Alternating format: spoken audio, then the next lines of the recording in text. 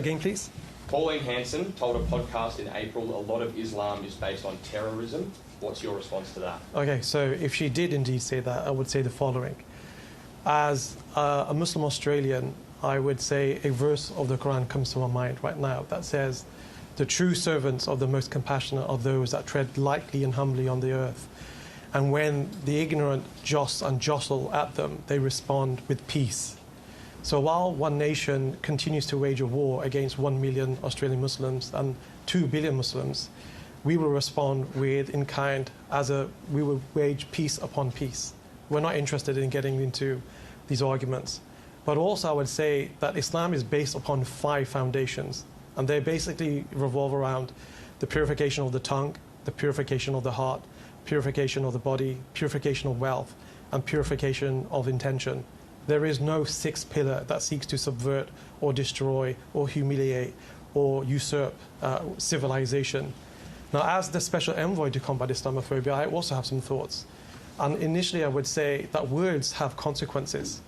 Words have consequences, and we've seen that in America, we've seen that in England, and we've seen it across Australia of late, post-Bondi specifically, in which these damaging, dehumanizing words, not only do they isolate and marginalize Muslims, it lends itself to threatening behavior, harm, physical, and ultimately, we've seen Christchurch. But I think it's really important that I have the leader of the nation behind me, and I really would like to hear what the Prime Minister has to say with those comments, especially for those young Muslim women who wear hijab and those young Muslims who feel that they do not belong into this country when they hear such rhetoric from political leaders, if I wouldn't mind. Yeah. I have seen Senator Hanson's comments that say that Australia has got it wrong when we moved fully away from the White Australia policy in 1973.